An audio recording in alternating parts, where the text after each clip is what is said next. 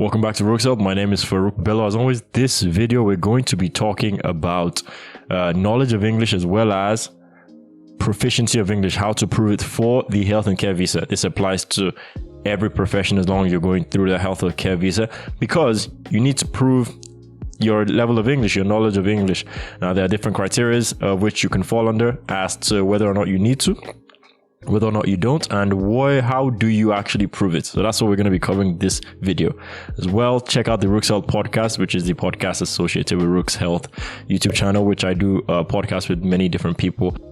Now, knowledge of English, as you see this is straight from the government website. Link will be in the bio as well. You need to usually prove your knowledge of English language when you apply, unless you did so in a previous visa application. Now, this can come across differently. For example, if you're extending your visa, you were working here, now you want to re-extend your visa or you want to reapply, and because you've already technically proven you once before and you're working here already, you don't need to then prove again.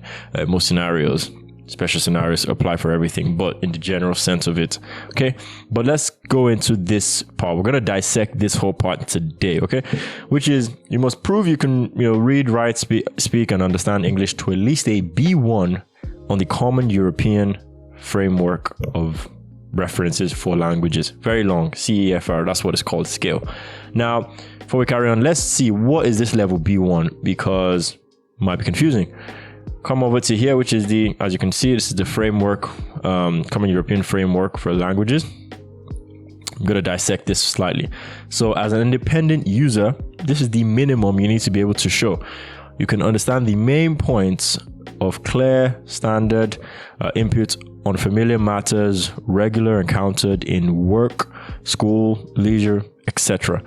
Can deal with most situations that are likely to arrive while traveling to an area where language is spoken, can produce a simple connected text on topics which are familiar of a person's interest, can describe experiences and events, dreams, hopes and ambitions, and briefly give reasons and explanations for opinions and plans. It's very, very flowery language. I like that last part, can describe experiences, events, dreams, hopes and ambitions. But yeah, this is the minimum level. Obviously, most people, you might fall into higher categories, but this is just the minimum level you need to prove.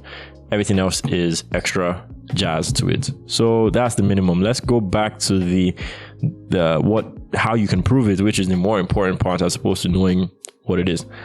You can prove it by three main different ways. Now, the first one is actually passing a secure SELT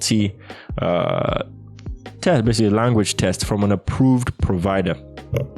Now, most people might already know where this is going to when you see SELT. You might be wondering, what is that? Well, it's basically IELTS is one of them, but let me not jump the gun on that. So let's go to when you click this link, you go over here, which is back to the top of the list. Basically, it gives some information. Have a read of this document if you choose to. I would strongly recommend you do. Now, applications that require an English language test. As you can see, as I mentioned in a previous video, health and care workers visa comes under skilled worker visa. Okay, so that's why it's here. You're not part of the other ones. These are not very relevant to anything I'm saying today. It's a skilled worker visa, so you need to prove it. That's one thing already you need to know.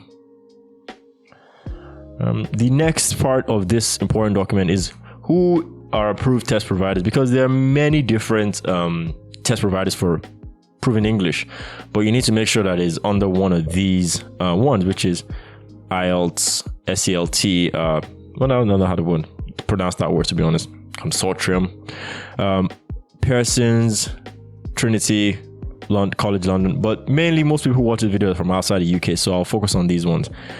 You can see these are the providers that provide the English language test. IELTS is still number one. I personally am familiar with IELTS because when I was applying to come and study here, I did IELTS. I didn't do the other ones. I've heard of Pearson, PSI services. I'm not familiar with them. So for this purpose of this video, we'll just focus on IELTS. If you want to do you want me to talk about the other ones, let me know. I can do more research into that. But for the purpose of this video, I'll talking about IELTS. Now, I'm not going to get too in depth into specific IELTS, but let's have a look at this next part, which is to find it, beyond approved English language tests have to have an approved test location, been awarded 2 years before have been awarded in the 2 years before your application date. Your application, for example, is in December 2021. 2 years before that takes you back to whole of 2021 to 2022. So just have to make sure it's within the 2 years that you're applying. That's the important thing. Now, all this is extra information. The part you'll be looking at is you should make sure that the test is by one of the approved for SELT, because, which I'll show you in a brief second, IELTS actually has more than just, they don't just do one specific one. They do one for which is UKVI or life skills. Clearly it says here, it doesn't really matter which one you do. It just says make sure it's one of the two of them. Now, let me just go to the IELTS page just so I can show you specifically what it looks like. So IELTS have one already, as you can see here. They do regular IELTS, or they have the one for UKVI. So if you click on that one, it takes you to, this is for academic and general training and life skills, B1. You can clearly see, I'm not going to go into depth, so you can have a read, pause the screen now and have a read of this. But like, well, check out the website itself. So that's why I just have to make sure it's one of these two that you're doing. Most people I know, I think I did, if I remember correctly, I did the academic and general training because, as you can imagine, it was for academic reasons. So that's why I did mine that way. So let's go back to it.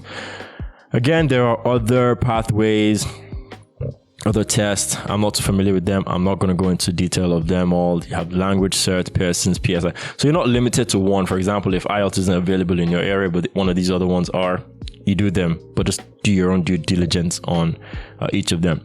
The rest of this document is just interesting and more information, list of approved takers. You can have a read of these documents. I'm not going to go into them because they will take too much time for this video specifically. Now, just come down.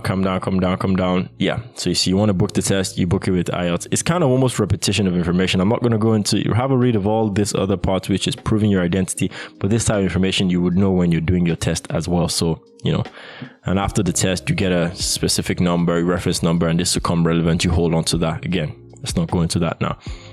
Let's go back to that. So that's IELTS in a nutshell, as a SELT, many others as well. The next one that you can use to prove your English language level is having a GCSE, A-level, Scottish National Qualification Level 4 or 5, Scottish Higher Education or Advanced in English, gained through study at a UK school that you should begin when you're under 18.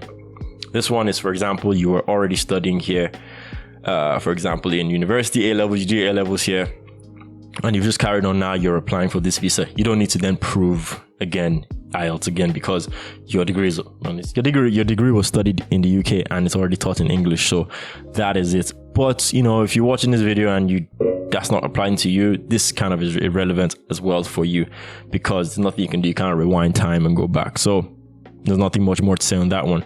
The last one is having a degree level academic qualification that was taught in English. If you studied abroad, you need to apply through Ectis, which is formerly known as NARIC, for confirmation of your qualification is equivalent bachelor's, master's, PhD. Now, a lot of people fall into this category where you've done your degree abroad in English and you're wondering, how do I get that transcribed? How do I get that changed over? I'll go through that in a second, but very briefly, this basically is a small list of countries who you don't need to prove your English, but we'll come back to that. The Ectis, I'm not too familiar with it, or the NARIQ, whatever it's called. I'm not very familiar with it. I didn't go through this process, but I know it might be a valuable route for quite a few people. Most people I know who have come abroad, they just did the IELTS again because that one kind of helps. It's a lot more straightforward, but this is the NARIQ Ectis websites that is called. Now you can have a look at it. I'll put that link in the description as well, so you can come down, have a look. This is basically to see how to certify your own English language degree, which you studied abroad, for example, to try and get it to show that it's actually meeting the B1 standards they put across here in the UK. Again, you can have a look at this long document to show you what you need. This basically what do I need in order to apply? You need your final certificate, your transcript, certified translations of your document, if not in English, medium of instructional letter. I don't know if I'm not familiar with all of these, but it is a route you can very well go down. Okay. and this is the price. But let's go back to it again. I'm not familiar with it, but this works very well for PhDs, masters, and as well as bachelors. So it's very important, very good route as well. Let's come back to the main thing now. That is a brief overview on how to prove your English language proficiency for the health and care workers visa. It's very similar as well for the skilled workers visa, if not the same. I would be surprised if it was not. But then finally, I'll leave it off with who does not need to prove their English. If you're from any one of these countries, really, you don't need to prove your English language proficiency. It's very straightforward. Most people I know who are watching these videos are coming would not fall in these categories, but don't waste your time if you're from one of these countries, because you already have that advantage. Okay.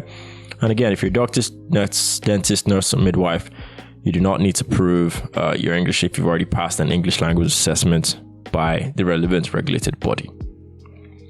Hopefully this video was helpful in providing a brief overview on the knowledge of English and how to provide that. Check out the other videos as well, because they are very, very important. I'm cutting through all of these, and I'll be covering more specific applications for specific roles. I've done quite others, so make sure to check that out in my channel. Subscribe. Take care of yourselves. To the next video.